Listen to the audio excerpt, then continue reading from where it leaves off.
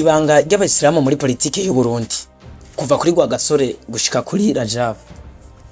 Kwisiramuza k'Umwami Mwambutsa mu 1929 biri mu vyatumye Abayisilamu bashigikira umuhungu wiwe Rwagasore n'umugambwe wiwe UPRONA mu 1961. Ikindi womenya nuko gutakaza inguvu za politike kwa Hussein Radjabu akongera agafungwa navyo biri mu vyatumye Abayisilamu batakaza inguvu bari bafise mu butegetsi. Mbega wari ubizi ko Abayisilamu aribo bashinze umugambwe wa mbere mu Burundi? Ni nabo bakoze imyiyerekano ya mbere manifestation mu gihugu c'u Burundi. Ikaze ni gwawe mu cegeranyo c'umunsi. Nitwa Evarde Zikumva. Uno musi tubandanya n'igice ca kabiri c'isesangura ryerekeye idini rya Islamu mu Burundi. Mbanze ndakwibutse ko ivyo tubayagira tubikura mu gitabo Problématique de la mobilisation et de la participation politique des musulmans au Burundi, enjeux et défis, canditswe na Sakubu Abdul. Mu gice ca mbere twarabonye ukuntu iri dini ryashitse mu Burundi n'ingene ryakwiragiye. Muri iki gice turasesangura uruhara rw'Abayisilamu mu vya politike y'u Burundi kuva ku gihe c'ubukoroni gushika mu bihe vya vuba. Abayisilamu babonye kare ko kugira ngo ijwi ryabo ryumvikane vyo basaba kwitunganya no kwishira hamwe. Ico gihe Eklezia Katolika yari ifise ububasha bukomeye cyane mu gihugu. Yagenzura amashure menshi, ibitaro hamwe n'ibindi bikorwa vy'iterambere. N'amadini y'abaporoti yari afise ikibanza gikomeye. Kubera ivyo Abayisilamu bumvise ko badashobora kuguma inyuma. Baciye batangura kwiyunga mu kuja mu mashira hamwe atandukanye kugira bakingira inyungu zabo no kubaka ijwi ryabo mu kibano. Mu mashira hamwe ya mbere bashinze harimo Rusizi na Ari-Watan. Mu nyuma kubera ubukene bw'abize bwari muri uwo muryango bashizeho ishirahamwe ryitwa Association de Scolarité Musulmane Africaine du Rwanda Urundi. Ryari rifise intumbero yo guteza imbere indero no kwigisha abana b'Abayisilamu. Abayisilamu kandi nibo babaye bamwe mu bambere bahagurukira kugwanya ingingo z'ubukoroni babona ko zibatesha agaciro. Nk'akarorero muri ico gihe hari ko ryitwa kodi la umalaya ryatozwa umugore wese yararenga ku mugore wa mbere w'umugabo. Abakenyezi b'Abayisilamu baragiyamirije cyane bavuga ko iryo zina gikori libacafuza kandi libafata nk'abamaraya. Aho niho havuye imwe mu myiyerekano ya mbere y'abanyagihugu mu Burundi. Wari ubizi? Abanditsi batari bake bavuga ko Abayisilamu aribo bashinze umugambwe wa mbere mu Burundi wemewe n'amategeko ariwo Inaru, kandi ko aribo bakoze imyiyerekano ya mbere manifestation muri kahise k'igihugu. Mu 1959 igihe umushikiranganje w'Ubirigi ajejwe Kongo Mbirigi Descriver yagendera Burundi, Abayisilamu barakoze imyiyerekano yo kwerekana ko badashigikiye ubugi igihugu cariko kiratwagwamo. Ico cari kimenyetso c'uko hari igice c'abanyagihugu cari catanguye gusaba impinduka za politiki. Tugarutse kuri wa mugambwe Inaru, bamwe mu ndongozi zawo bari bararonkeye inyigisho za politike muri Tanzania. Igihugu cari kirongowe na Julius Nyerere, umwe mu ndongozi zikomeye z'urugamba rwo kwibohora kwa Afrika. Ariko uwo mugambwe ntiwamaze gihe kirekire. Ubutegetsi bw'abakoroni bwawubonye nk'ushobora gutuma haba ukugumuka kw'abanyagihugu maze batangura kuwuca intege bukebuke. No ku ruhande rw'ubwami harafashwe ingingo zagize ico zikoze kuri uwo mugambwe. Mu 1960 Umwami Mwambutsa yashizeho arrêt royal numero 13 akarongo gahiritse 1960 ryavuga ko atamugambwe canke ishirahamwe rigizwe n'abanyamahanga gyoshobora gukorera mu Burundi. Iryo tegeko ryasigura kandi ko umurundi ari umuntu afise se yavukiye mu Burundi. Ingaruka zabaye nyinshi. Ikigera c'umukuru wa Inaru Masudi Siwatu yavuka muri Kongo Mbirigi, Kongo Belge, mu gihe umunyamabanga mukuru Salum Hassan Mashaka yakomoka Itabora muri Tanzania. Ico catumye uwo mugambwe ugoyagoya gushika usambutse. Inyuma yaho benshi muri abo banywanyi binjiye mu mugambwe UPRONA wa Prince Rwagasore. Hari ibintu vyinshi vyatumye Abayisilamu bashigikira Rwagasore. Icambere bari basanzwe bakorana mu mashira hamwe y'ubutunzi n'amakoperative nka CCB. Ica kabiri hari inkuru yakwiragiye yuko Umwami Mwambutsa yoba yari Islamu je mu 1929 kandi vyari ivyo. Ibi vyatumye hari Abayisilamu benshi babifata nk'ikimenyetso cyo kwinjira idini ryabo. kubera ivyo benshi babonye ko gushigikira Rwagasore umuhungu wiwe vyari nko kubandanya ubwo bucuti. Ica gatatu, abakenyezi bari baragwanije ikori rya kodira umaraya bumvise ko Rwagasore ari umwe mu bariko bahangana n'ubukoroni bwari bwazanye ayo mategeko bati reka tumushigikire.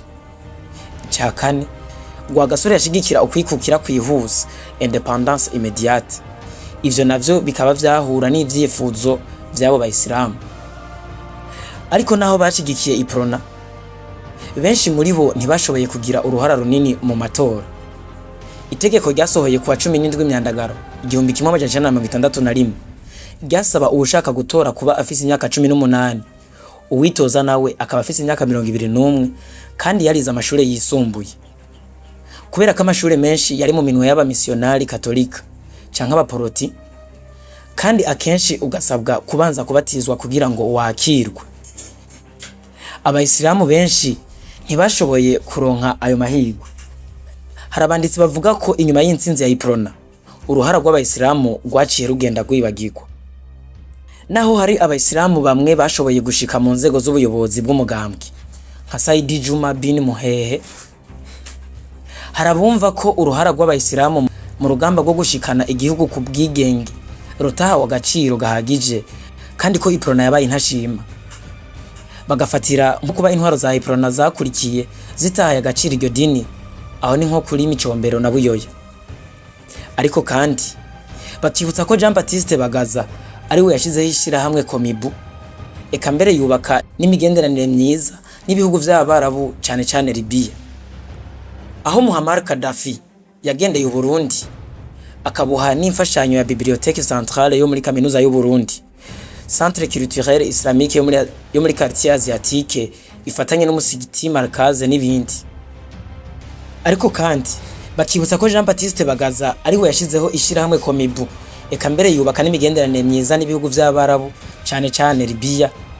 Aho Muammar Gaddafi yagendeye Burundi akabuha n'imfashanyo ya bibliothèque centrale yo muri kaminuza y'u Burundi, centre culturel islamique yo muri quartier asiatique ifatanye n'umusigiti markaze n'ibindi. Mu myaka yakurikiye abayisilamu barongeye kugira ijambo rikomeye biciye mu mugambwe CNDD-FDD. Muri abo harimwo amazina azwi nka Hussein Radjabu, Mohamed Rukara, Karenga Ramadan, Hafsa Mosi, Saidi Kibeya n'abandi benshi. Muri abo bose Hussein Radjabu niwe yabaye umunyabubasha cyane.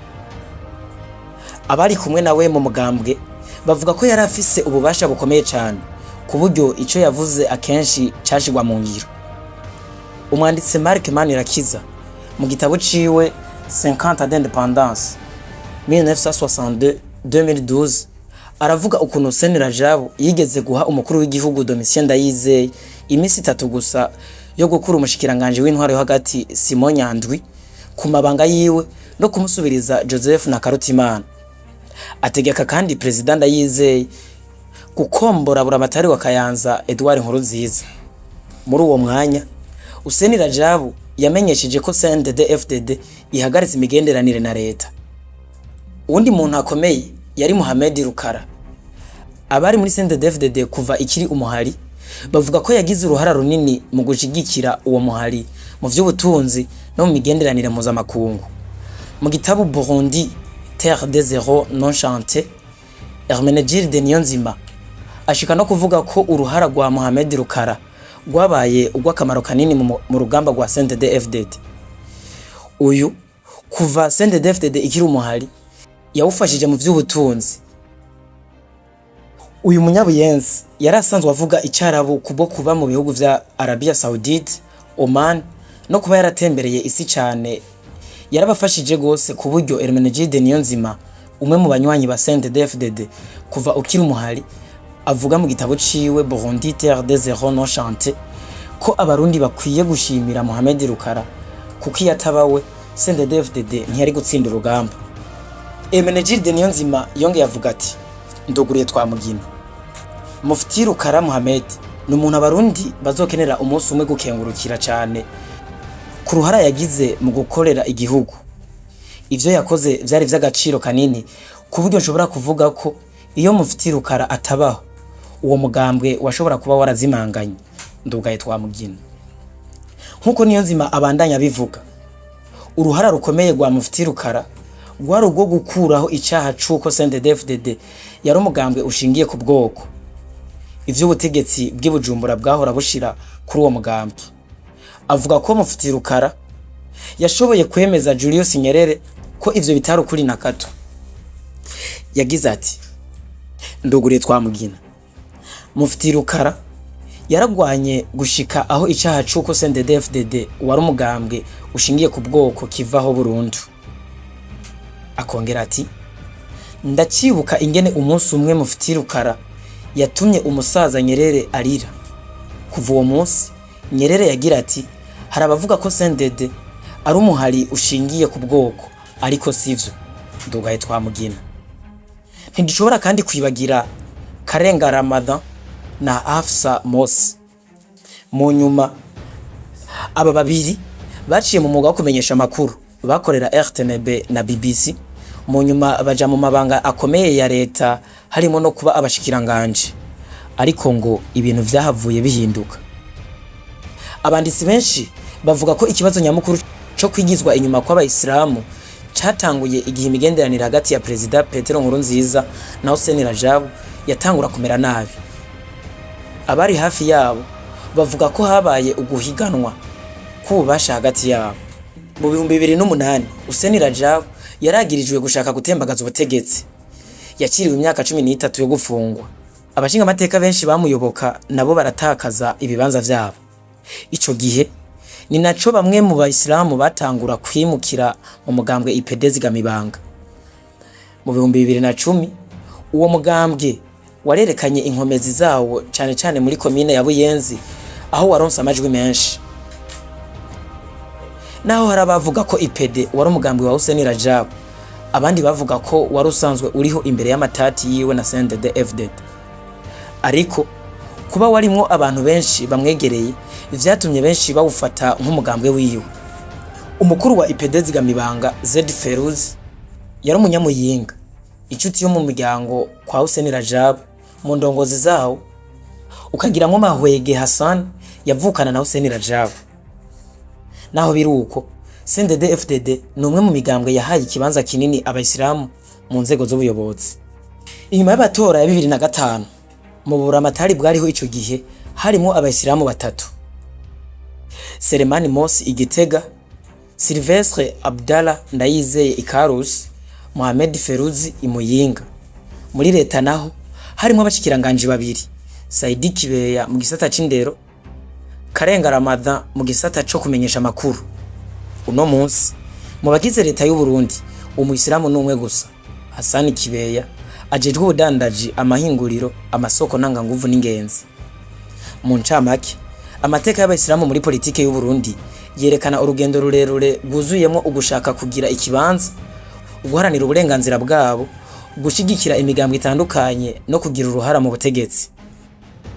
Kuva ku myerekano mu 1959 gushika ku ruhara rwabo muri UPRONA no muri CNDD-FDD, Abayisilamu bagumye ari inkingi zubatse amateka ya politike y'u Burundi. Naho uburemere bw'ijwi ryabo bwagiye burahindagurika bivuye ku bihe no gushaka kw'abatwara igihugu.